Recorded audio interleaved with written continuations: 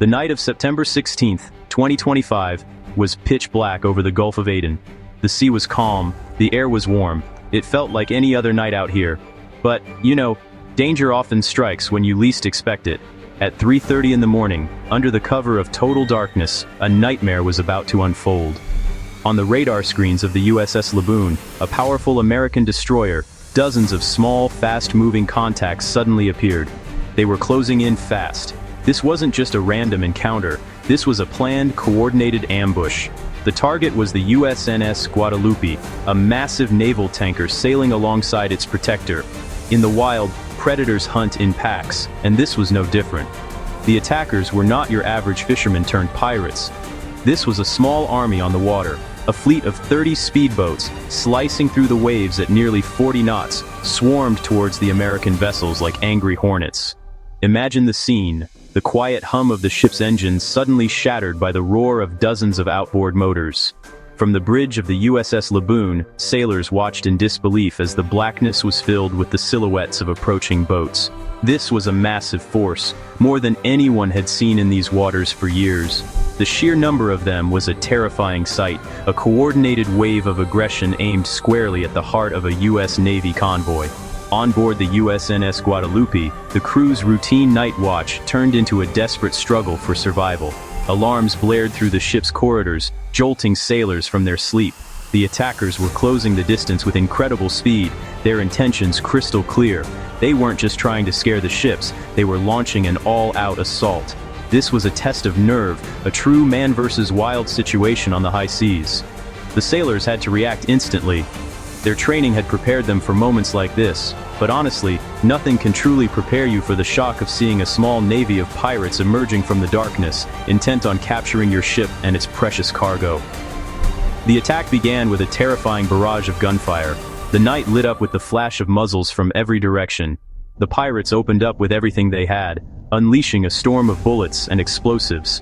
They were highly organized, with some boats providing covering fire while others raced forward to try and board the massive tanker. The sound was deafening, a chaotic symphony of machine gun fire, explosions, and shouting. For the sailors on the decks of the USNS Guadalupe and the USS Laboon, the world had suddenly shrunk to this small patch of ocean. They were surrounded, outnumbered, and fighting for their lives against a determined and ruthless enemy. This was not a spontaneous act of desperation by poor fishermen. The assault was the brainchild of a notorious Somali warlord named Khalid Qadar Abdul Rahman. He was a new breed of pirate king, a man who saw the sea not as a source of sustenance, but as a battlefield for profit and power. Abdul Rahman had transformed his followers from a ragtag group of opportunists into a disciplined paramilitary force. He had invested millions of dollars, earned from previous ransoms, into building a private army. His men were trained, equipped, and loyal. This attack wasn't just piracy, it was a calculated military operation designed to challenge a global superpower. Intelligence gathered later revealed the terrifying extent of Abdul Rahman's arsenal. His men were armed to the teeth with weapons sourced from the global black market. They carried Russian-made RPG-7s, powerful rocket-propelled grenades capable of punching through steel hulls. Their boats were mounted with heavy machine guns, including Chinese DSHK 12.7mm cannons that could tear through a ship's superstructure. This wasn't just a collection of rusty AK-47s. It was a mobile arsenal worth a fortune, and his 250 fighters knew how to use it. They were a formidable force, more like a small navy than a pirate gang, and they were putting their deadly tools to work with terrifying efficiency. Abdul Rahman's strategy was audacious. He knew the USNS Guadalupe was a high-value target, but not just for the ship itself. He aimed to capture the vessel and its crew, intending to hold them for a record-breaking ransom that would fund his growing empire for years. He had spent months planning this, gathering intelligence on naval patrol routes and ship movements. He chose his moment carefully, striking at night when visibility was low and reaction times could be slower. His gamble was that the sheer size and ferocity of his attack would overwhelm the tanker's defenses before the U.S. Navy could mount an effective response. It was a high-stakes bet against one of the most powerful navies in the world. The warlord's ambition represented a dangerous shift in the world of piracy. For years, naval forces had successfully suppressed the threat in the Gulf of Aden, but Abdul Rahman was changing the game. He was moving beyond simple smash-and-grab attacks to large-scale, coordinated military assaults. He was treating the shipping lanes as his personal territory, a place where he could demonstrate his power and build his legend. This attack was a statement to the world. Somali piracy was back, and it was more organized, more violent, and more dangerous than ever before. He wasn't just a criminal. He was a warlord waging a new kind of war at sea. The USNS Guadalupe was not just any ship, it was a floating bomb. On board, it carried over 8.2 million gallons of JP-5 jet fuel. This massive quantity of highly flammable liquid was destined for a U.S. aircraft carrier strike group operating nearby, the lifeblood of its fighter jets and helicopters. For the pirates, this cargo represented a massive prize. For the U.S. Navy, it represented an almost unthinkable risk. If the pirates managed to seize control, they would hold a strategic asset hostage. But the more immediate danger was the fuel itself. A stray rocket or a well-placed explosive could turn the tanker into a catastrophic inferno in the middle of a busy shipping lane. The stakes were astronomical. Experts later calculated that the detonation of 8.2 million gallons of jet fuel would be equivalent to an explosion of 30,000 pounds of TNT. Such a blast would not only obliterate the Guadalupe and everything around it, but it would also create an environmental disaster of epic proportions in the Gulf of Aden. The explosion would have been visible for hundreds of miles, a devastating fireball lighting up the night sky. For the sailors on board, they were acutely aware that they were standing on top of a tinderbox. Every rocket that flew past, every bullet that ricocheted off the hull, brought them one step closer to a fiery end. The chaos of the attack created a terrifying scenario. As the pirates swarmed the vessel, firing indiscriminately, the risk of a lucky hit grew with every second. The crew of the Guadalupe had to perform a delicate balancing act. They had to help defend their ship while also running damage control, ready to fight any fires that broke out. The pirates, in their aggressive pursuit, were incredibly reckless. They fired RPGs that could easily have ignited the fuel vapors venting from the tanks. The situation was on a knife's edge, where one wrong move, one lucky shot, could lead to a disaster that would kill hundreds and cripple maritime trade in the region. This immense danger hung over every moment of the battle. The U.S. Navy defenders on the USS Laboon weren't just fighting to save a ship, they were fighting to prevent a cataclysm. The pirates' goal was to capture the ship intact, but their violent methods made that a dangerous gamble. If the battle went on for too long, the chances of a catastrophic explosion increased exponentially. The pressure on the American sailors was immense. They had to repel a determined enemy while simultaneously protecting one of the most volatile assets in the naval fleet. It was a fight against both the pirates and the clock. The moment the attack began, the U.S. Navy's training kicked into high gear. The USS Laboon, an Arleigh Burke-class destroyer built for war, immediately positioned itself between the pirates and the vulnerable tanker. Its sailors raced to their battle stations. The ship's commander, Captain Michael Harris, knew he had to act decisively to break the pirates' momentum. The first line of defense was the ship's powerful machine guns. Sailors manned the 50 caliber guns, unleashing a torrent of heavy rounds at the approaching speedboats. The deep thudding sound of the 50s echoed across the water, a clear message that the U.S. Navy was fighting back with lethal force. The battle escalated instantly. At 4:20 a.m., one of the pirates scored a direct hit. An RPG-7 rocket slammed into the stern of the USNS Guadalupe, exploding with a deafening roar and starting a small fire. On the tanker, damage control teams sprang into action, their training taking over as they bravely rushed towards the flames to extinguish them before they could spread. Moments later, another RPG screamed towards the USS Laboon, narrowly missing the bridge by a mere 8 feet. The explosion sent a wave of shrapnel across the deck, injuring 4 sailors. Despite their wounds, they stayed at their posts. In this fight, every person counted.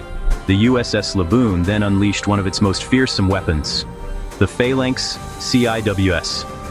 This is a computer-controlled, radar-guided Gatling gun designed to shoot down incoming missiles. Firing 20mm armor-piercing rounds at a rate of 4,500 per minute, it's like a wall of lead. The system, nicknamed R2-D2 by sailors, locked onto the pirate boats and opened fire. The night was torn apart by the weapon's distinctive buzzsaw sound, as it spewed thousands of tracer rounds into the swarm. The effect was devastating. Boats were shredded, exploding into splinters and fireballs under the relentless barrage. In the first 10 minutes alone, the American defenders destroyed 9 pirate boats, neutralizing dozens of attackers. Despite the fierce defense, the pirates kept coming. They had fired over 70,000 rounds in under an hour, a staggering amount of ammunition that showed their determination.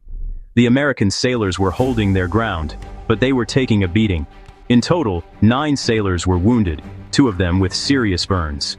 The USS Laboon and the nearby cruiser, the USS Cape St. George, had fired thousands of rounds themselves, but there were still over 180 pirates and 21 boats pressing the attack. Captain Harris realized that while his crew was fighting bravely, they were at risk of being overwhelmed by sheer numbers. It was time to call for backup. With the battle raging and his sailors wounded, Captain Harris made the call. At 5:10 a.m., he sent an urgent request for reinforcements to Camp Lemonnier in Djibouti, the only permanent U.S. military base in Africa, located 800 miles away. The message was clear: they were in a desperate fight and needed help, fast. The response from U.S. Central Command was immediate and massive.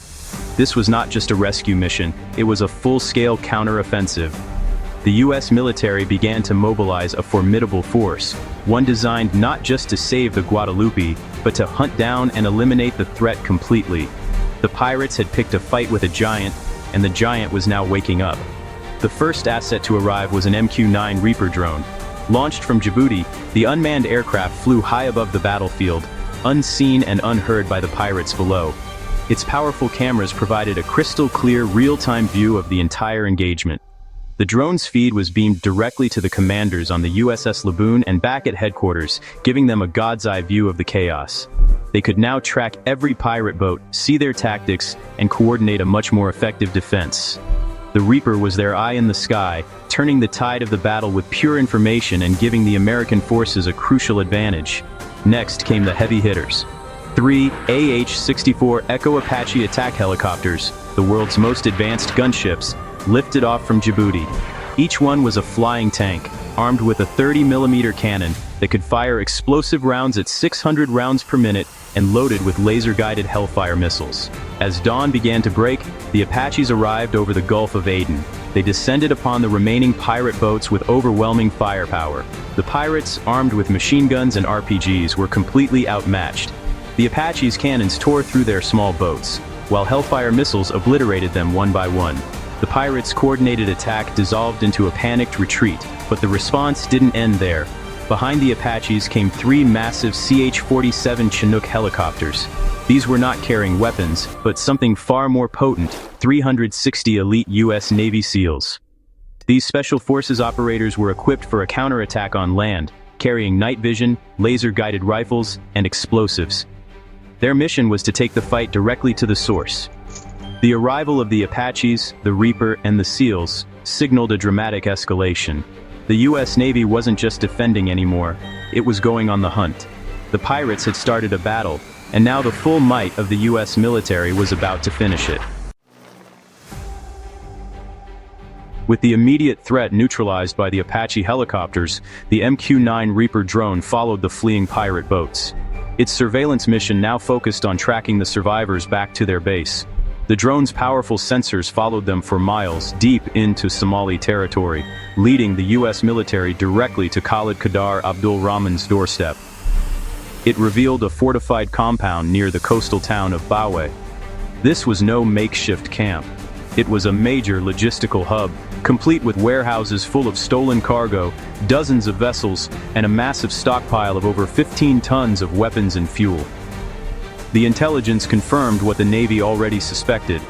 This was a staging ground for a new era of maritime warfare. The attack on the USNS Guadalupe was a wake-up call. It was declared the most organized and audacious assault on a U.S. Navy vessel in decades. This was a clear evolution from the hit-and-run piracy of the past.